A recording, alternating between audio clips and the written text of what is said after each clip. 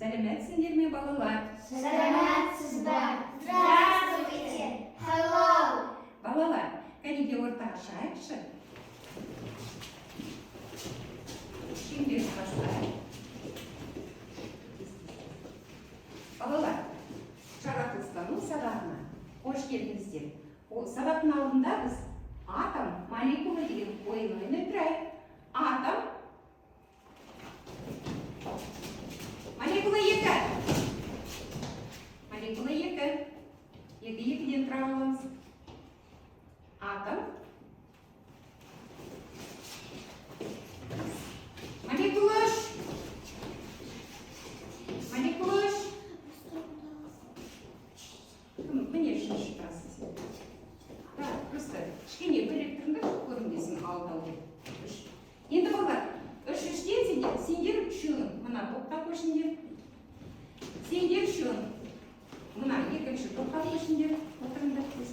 А сендер бірге болыңдар, сендер үшінші топқа көшіңдер. Тез солы.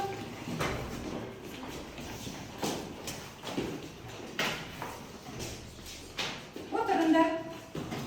Балалар, тақтаға қарайықшы. Біз тақтада не көріп тұрмыз? Олар қандай болып көрінеді сендерге? Қандай? Күлкілі, тағы қандай? Үйренген, ал жалпы айтқанда бұлар көңілді, олар бәрі де іспен айналысып, циркта. Ол өте қиын жұмыс адамдардың алдында көрсету. Олар энергиялық деп айтуға болады ма олар? Энергияны қайдан алады екен олар? Күннен алу мүмкін, тағы? Тамақтан, қоректен дейміз, Ендеше бүгінгі сабақтың тақырыбын қалай байланыстырсақшы балалар? Бүгінгі тақырыпта сабақта не туралы біз айту мүмкін? Мүмкін? Жануарлар, тағы мүмкін? Жануарлардың қоректенуі туралы. Дұрыс айтасыңдар балалар. Тақтаға қарасақ, бүгінгі жаратылыстану сабақ тақырыбымыз қоректік тізбек түрлері. Жануарлар қалай қоректенеді және мақсаты.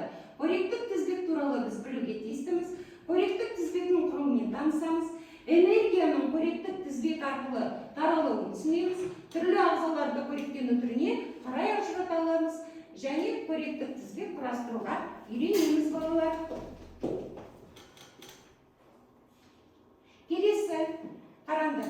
Суретке қарағанда байланыстырайық балалар. Шөп өсіп тұр, шөпті кім қоректенеді? Адамға қандай пайда? Сиырдан сүтін аламыз. Етін дұрыс. Тағы майын аламыз балалар. Яғни шөппен қоректенеді сиыр, сиырдың несімен біз адам қоректенеді, және де қараңдар. Саңырауқұлақты алайық. Саңырауқұлақпен қоңыздар қоректенеді мысалы, қоңыздармен қосмекенділер қоректену, қосмекендімен жорғаушылар және жорғаушының жыртқыштар қоректену мүмкін. Бұл балалар қоректену тізбегі қалай болады? Өсімдік қоректілер. Біз өттік қой, өсімдік қоректілер болады және жыртқыштар болады. Өсімдік қоректілер, өсімдік қоректілермен жыртқыштар қоректенеді.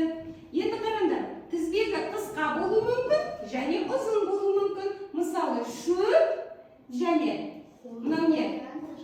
тышқандар, қояндар және қасқыр, түлкілер. Немесе ұзындау болу мүмкін. Екінші қатарға қарадық. Біз бағана айтып шыққанбыз, ұзындау болу мүмкін. Өте жақсы. Енді екі түрлі қоректік тізбекті біз салыстыруға тиістіміз. Мына қоректік тізбекке қарай және екіншіге не айта аласыңдар балалар? Қандай айырмашылығы бар? Қараңдар суреттерге. Мына жануарларға қараңдар және мына жануарларға. Не көріп тұрсыңдар ай? Бірінші суретке қарасақ, біріншісінде жерде жүретін, жер мекендейтін, а екіншіге қараңдар? Ернұр? Суда жүретін жануарлар. Суда жүрмейді, суда жүзетін және су қоректілер деп айтуға болады, иә? Суда өсетін қоректілер. Өте жақсы, дұрыс айтасыңдар балалар. Біреуі құрғақтағы қоректік тізбегін жасайды екен, біреуі судағы қоректік тізбегін жасайды екен. Балалар, оқулықтарымызды аштық, 36-шы бетте.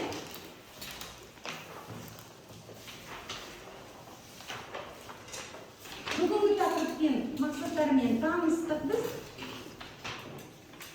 Енді қараңдар.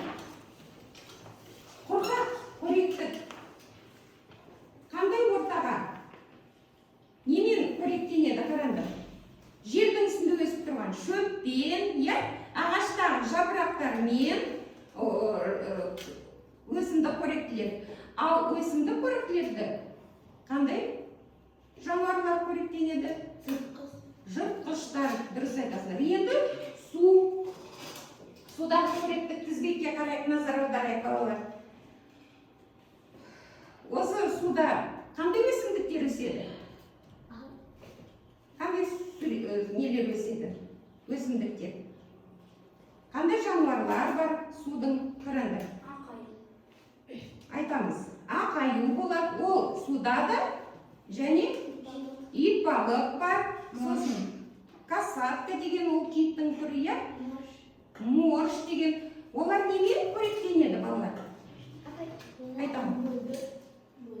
Немен? Балықпен, әрине. А балықтар немен қоректенеді? Балықтар немен қоректенеді? Дұрыс айтасың. Және көптеген алуан өсімдіктер суда өседі. Солармен қоректенеді балықтарда. Қазір балалар тұрамыз.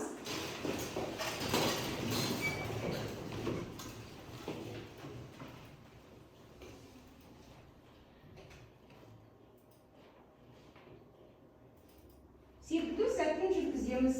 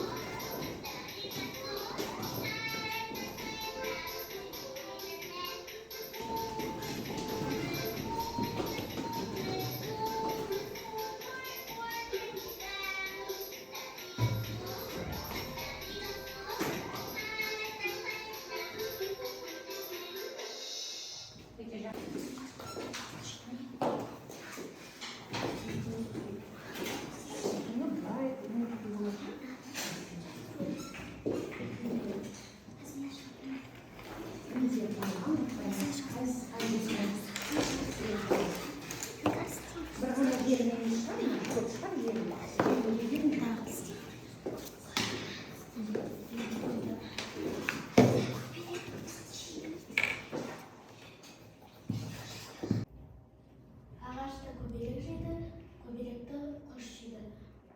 Ағашты бұғы жеп, бұғыны арыстан жейді. Бидайды балапан мен тышқан жейді, түлкі балапан мен тышқанды жейді, ал піл артық. Сәбізді қоян жейді, қоянды қасқыр жейді, мүмкін сәбізді көбелек жейді, көбелекті балапан жейді. Өте жақсы. Балалар, қошеметтедік. Өздері бәрі дұрыс қарастырылды. Ал енді балалар, сендерге үш түсті нелер беріледі. Өздеріне егер сендер енді бүгінгі сабақта қиындықтар болды десеңдер, қызыл түсті көрсетесіңдер, әлі де түсінгім келеді деген болса, сары бүгінгі сабақты жақсы түсіндім десеңдер, бір бірден тез алыңдар, қандай түс аласыңдар. Кім алды? Ноталар. Жазу керек жоқ, жасыл түс алсаңдар сендер. Сен бәрін түсіндің, бүгінгі сабақты жақсы түсіндің десеңдер.